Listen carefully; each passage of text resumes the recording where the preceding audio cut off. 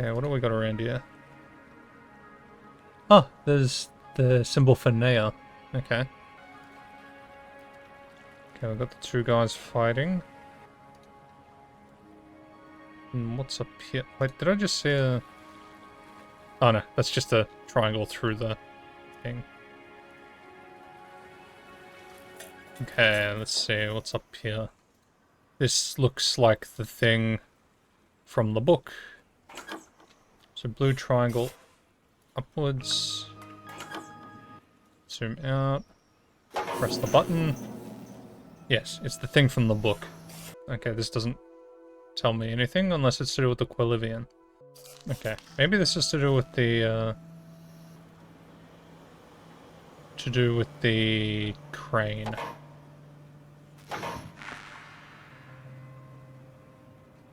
Okay, so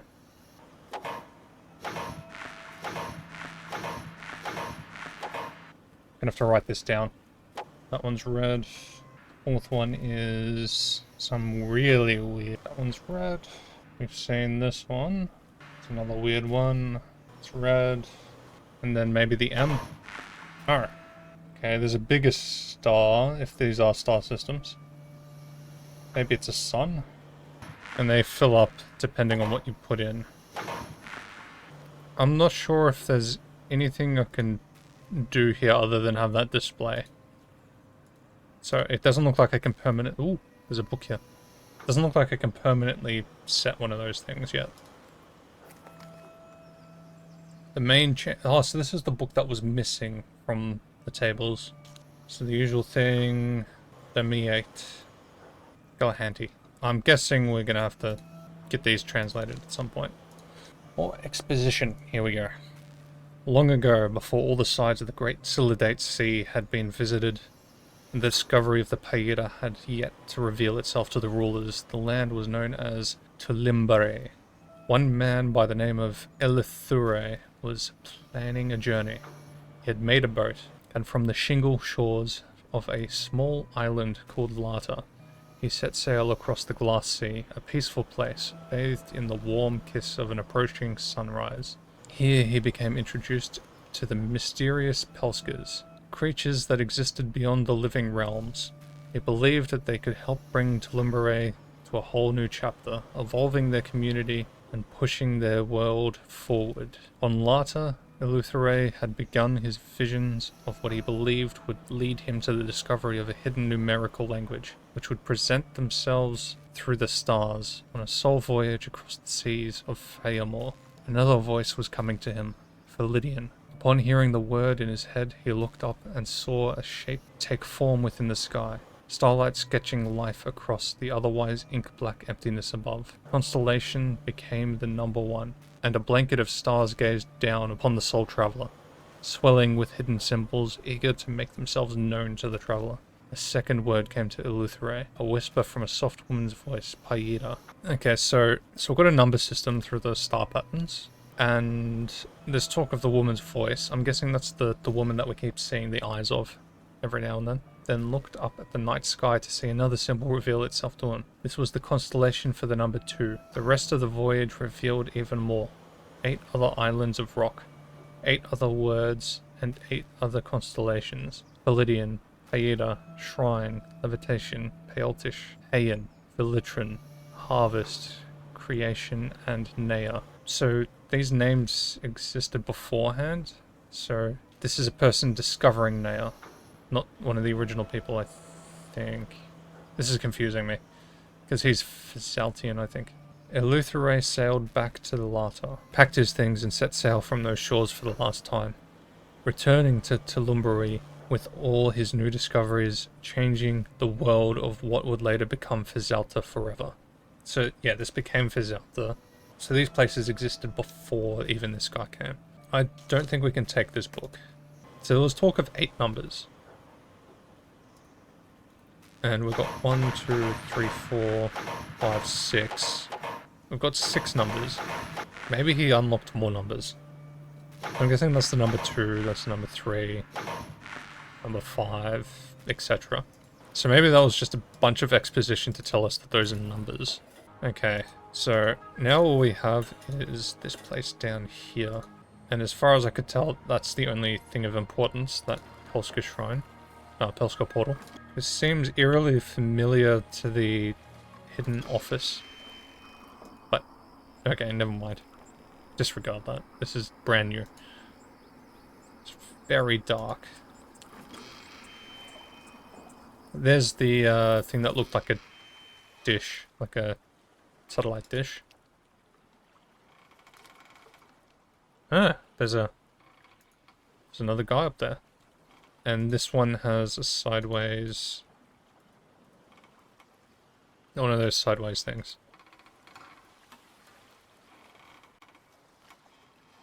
Ah, this is a jalood transport thingy. Okay, that's interesting to know. Got a little guy defending the island. So it's some sort of a communications tower, I think, over there. This is all boarded up. There was mention of a boarded up place. I thought it was the other place. Maybe it's this. Okay, so that's just a place we can look through. I don't think there's anything else we can do with this. Okay, so what's... okay. The warrior within me wants to charge ever forward. But as Pelska of this Validian, I must monitor, guide, and protect. Peacefully. The betrayals Smolax committed will either be avenged or forgotten. You may change it all, or you may change nothing. The Paita harvest could flourish again, and the Elephalite shield might reignite. You could bring Smolax to this very point, so I can perform the passing. Or you might never discover what Neyyah has been working on, and Smolax's poison will continue to infect the world. I know what you are. Do you? What am I? I have activated a barrier to prevent any arrivals on Neyyah. For now. Do what you think is right. So I'm the chosen one, I guess. That audio was very quiet. I might have to boost that in the video, so I even had to boost the sounds in my ears for that. She has a very Australian accent, so this was definitely filmed in Australia. Yeah, so she's reiterating the fact that Smolax is a bad person. Pretty much everything in this game has reiterated that, so I am starting to believe it, but I'm still slightly skeptical. So the armor choice was kind of weird, I do have to say. It's interesting.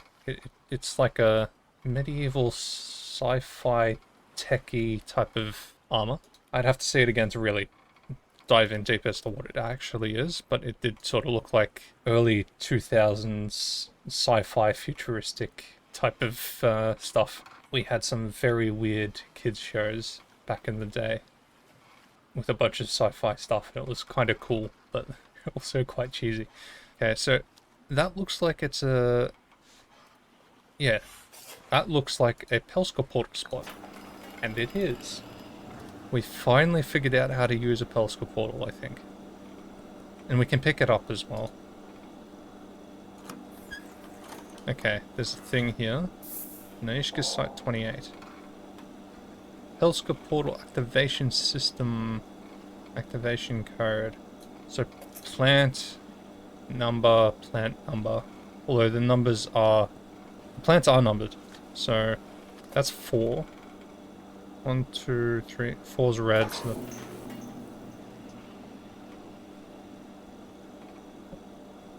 what?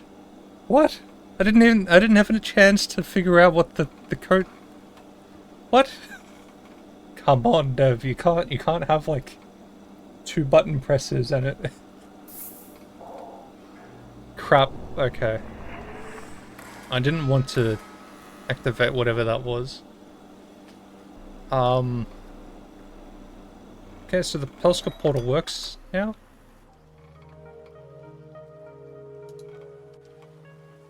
Okay, so the Pelska portal works.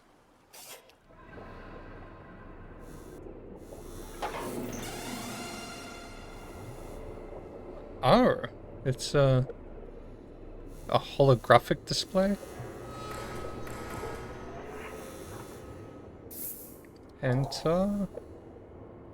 Unstable connection detected. Portal system failure. In order to use the Pelska portals to navigate around Neyyah, you must be positioned at an active point. Okay, so this probably just helps us teleport between different Pelska portal points that he's set up. I am still kind of annoyed that that just happened, because I was really wanting to figure out what that puzzle was, but it seems it was just 2 button clicks away. I don't even know how I managed that. Okay, what is this? Oh, there's a... Okay, it's locked, so we can't interact with that. Okay, I'm not too sure what is going on there. And as far as I can... Yeah, that's completely used, so we can't do that anymore. Some weird looking things. I wonder how this guy came up with some of this stuff. This is a whole heap of things. I'm sure they're supposed to, in the lore, actually do certain things. Either that or he just put a bunch of things together just to make it look cool. We've seen this. Where have we seen this? Can't interact. This was in one of the paintings. Was this, like, below the guy in between the 2, like, guys with the spears? And that looks like a Pelska portal. I don't think we can interact with that. Unless there's something we're supposed to do with this later. But at the moment, it doesn't look like we can interact. So maybe this entire point was just for the Pelska portal.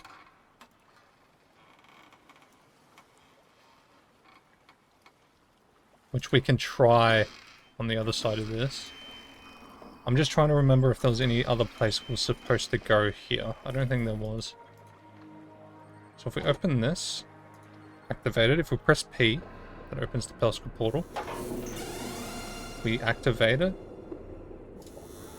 What does this come up with now? Does this just show different spots that we can... Okay. That's Galorfiak Mines. That's the start of this area. That's back out there.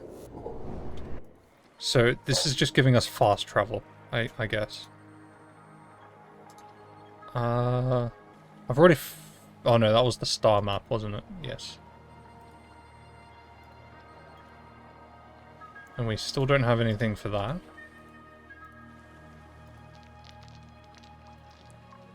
You can't go up there. Oh, have we? Yeah, we have. We've been down this.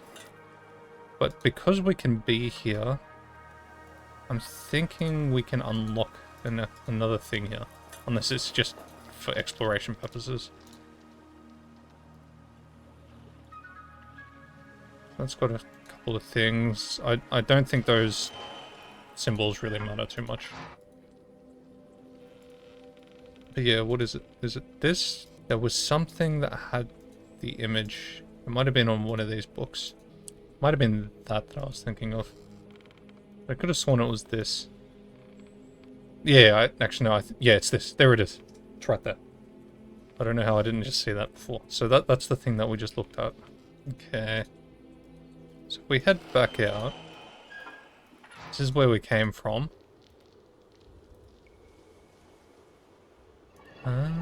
I don't think we can reactivate the... Yeah, we can't reactivate the portal. So that's why we got the Pelska portal activated.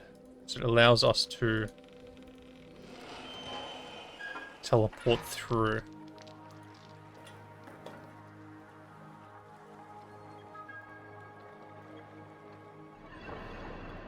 Okay, this should hopefully work here. Hopefully I don't have to actually click on the... I do, damn it. Okay. So we actually have to visibly see the Pelska portal.